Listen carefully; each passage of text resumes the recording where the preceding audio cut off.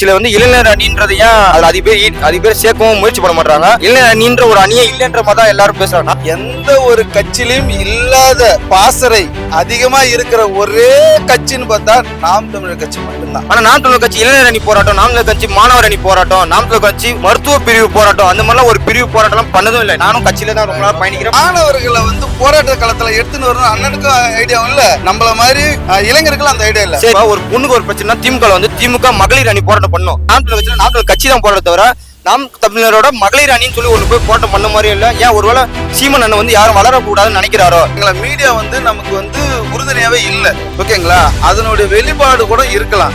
ஆனா மகளிர் பாசறை இருக்குது, மாணவர் பாசறை இருக்குது, எல்லாம் பாசறை இருக்கு, மகளிர் பாசறை கூட இருக்கு. அவன் செயலும் பண்றாங்கன்றீங்க. செயல்படுறாங்க. மீடியா வந்து அது மறைக்குதுன்றீங்க. அண்ணன் இத்தனை வருஷம் எப்படி மறைச்சிருந்தாலும் அது மாதிரி இப்ப நான் செயல்படுறவங்களும் மறைச்சிட்டு இருக்காங்க, கட்சிக்காரங்களும் மறைக்கிறாங்க. இளைஞர் பாசறை அந்த மாதிரிலாம் இல்லைன்றாங்க. அதாவது எப்படி இருக்குன்னா, இப்ப திமுக இளைஞர் அணியில ஒரு பவர் தெரியுமா? ஏன் அப்படின்னா உதயநிதி ஸ்டாலின் அதுல இருந்தா வராது, முக ஸ்டாலின் அதுல இருந்தா வந்தாரு. அந்த மாதிரி இளைஞர் அணினாலே வந்து ஒரு பவர் திமுக அதிமுக எல்லா கட்சியிலுமே. ஆனா நாம் தமிழர் கட்சியில வந்து இளைஞர் அணின்றது ஏன் அதுல அதிக பேர் சேர்க்கவும் முயற்சி பண்ண மாட்டாங்க. அந்த ஒரு இளைஞர் அணின்ற ஒரு அணியே இல்லைன்ற மாதிரி தான் எல்லாரும் பேசுறாங்க. நாம் தமிழர் கட்சிக்காரங்க என்ன சொல்றாங்கன்னா, இளைஞர் அணின்னு ஒரு அணி இருக்கா, அப்படியா இந்த தொகுதியில் இளைஞர் அணி இருக்கா அப்படின்னு கேட்கிற மாதிரி தான் இளைஞர் அணியோட நிலைமை நாம் தமிழர் கட்சியில இருக்கு. இப்ப அதே மாதிரி என்ன சொல்றாங்கன்னா, கட்சியை சேர்ந்த சில பேர் வந்து இளைஞர் அணி அதுக்கும் கீழ்பட்டது, அதாவது எம்எல்ஏ எம்பின்ற மெயினா தான் பாக்குறீங்க. நீங்க இளைஞர் அணி அதுக்கும் கீழே எல்லாம் நிறைய போஸ்டிங் இருக்கு, அடிப்படை ரொம்ப பேசிக்லாம் இருக்கு. நான் அந்த மாதிரி இடத்துல வந்து நீங்க நாம் தமிழர் கட்சிக்காரங்கள போஸ்டிங்ல போடவே மாட்டீங்க. அது மாதிரி நீ போட்டிங்க வச்சுக்கலாம், சும்மா அதுல ஒரு 10 லட்சம் போஸ்டிங் போட்டீங்கன்னா கூட குடும்பத்துக்கு 10 பேர்னா கூட 1 கோடி ஓட்டு வந்துடும். புரிதா உங்களுக்கு? இப்ப விவசாயி எல்லாம் சேர்ந்து ஓட்டு போட்டாலே 1.5. அதுக்கு பதில் சொல்லுங்க. அதாவது எந்த ஒரு கட்சியிலும் இல்லாத பாசறை அதிகமா இருக்கிற ஒரே கட்சின்னு பார்த்தா நாம் தமிழர் கட்சி மட்டும்தான். அது நீங்க நாம் தமிழர் பாசறை அந்த மாதிரிலாம் சொல்றீங்க. அனைத்துலயுமே நம்ம கிட்ட இல்லாத பாசறை வேற எந்த கட்சியிலுமே இல்ல. இனி வந்தால் அந்த கட்சியில இருந்தால் அதுக்கு ஒரே காரணம் அண்ணனுடைய காரணம் மட்டும்தான் தான் இருக்கும். அண்ணனை வேணா ஃபாலோ பண்ணலாம். இப்ப அண்ணனை ஃபாலோ பண்ணாம அவங்கள உருவாக்கலாம் இல்ல. இப்ப உதாரணத்துக்கு இனி வருங்கால கட்சியா இருந்தாலும் சரி, மற்ற மாநிலத்துல இப்ப உதாரணத்துக்கு கேரளா, இப்ப அண்ணன் உருவாக்குன ஒரு மீனவர் இதுல இருந்து பாசறையை தான் அவங்க வந்து உருவாக்குறாங்க.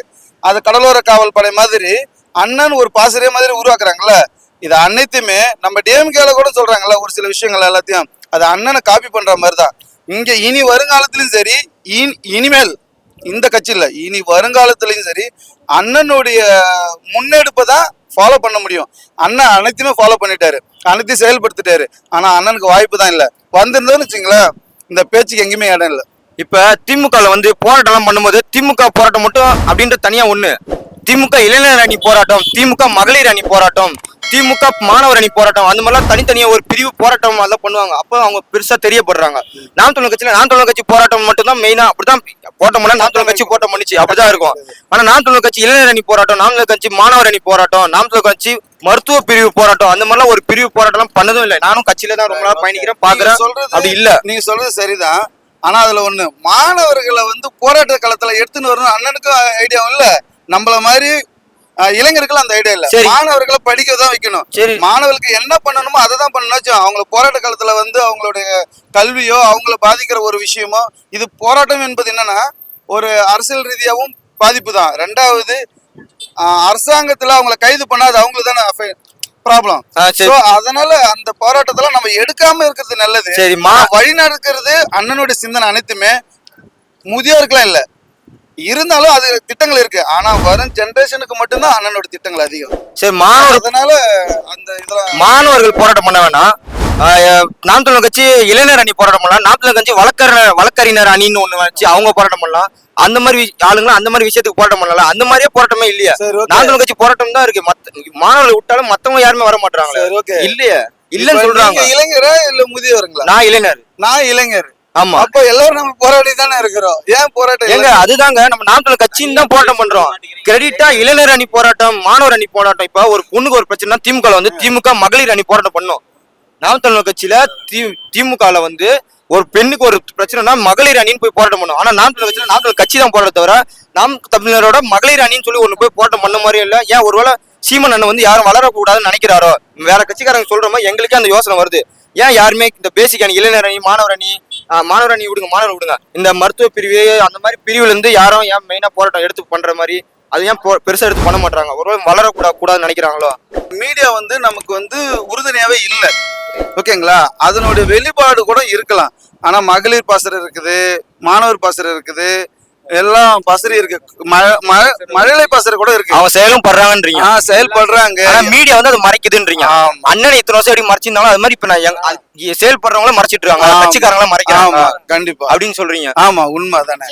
இதுக்கப்புறம் இதை பார்த்து நாங்கள் கட்சிக்காரங்க வந்து இளைஞரை நாங்க போராட்டம் பண்றோம் பாருங்கன்னு சொல்லி அவங்க வந்து இன்ஸ்டாகிராம், யூடியூப் போது நாங்க பாக்கணும். இப்போ ஒரு யூடியூப்ல ஒரு சின்ன சின்ன குழந்தைகள் எவ்வளவு அழகா பேசுறாங்க, எவ்வளவு இயற்கையை பத்தி பேசுறாங்க, எவ்வளவு வந்து இயற்கை வளத்தை பத்தி பேசுறாங்க. கட்சியில இருந்து ஒரு மாணவர்கள் வந்து எவ்வளவு அழகா பேசுறாங்க ஒரு ஸ்பீச் பார்க்கும்போது.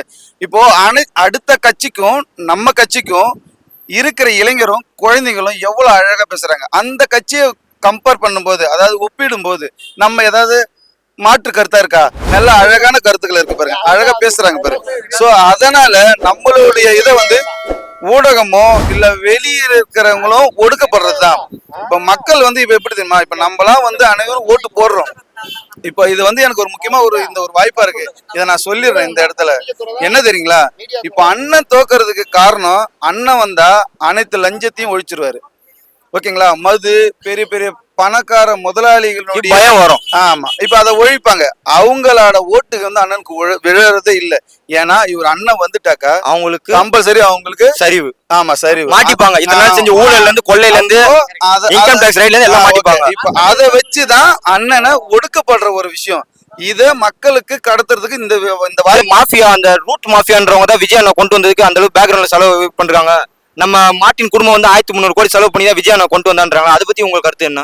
அதாவது இல்ல அது எப்படின்னா, அதை நான் ஏத்துக்க மாட்டேன். ஏன்னா மக்களுடைய ஓட்டு தான் அதை வந்து சொல்றது வந்து அந்த ரூட் மாஃபியா, மார்ட்டின் குடும்பம், அவங்களோட 1300 கோடி பணம் இன்வெஸ்ட்மெண்ட், அதெல்லாம் இல்ல நினைக்கிறீங்க? அது வந்து எப்படின்னா, இல்ல செலவு பண்ணது கொண்டது அது எப்படி நமக்கு தெரியாது. ரெண்டாவது, இப்போ மக்கள் வந்து கண்மூடித்தனமா போட்ட மாதிரி தான் நான் யோசிக்கிறேன்.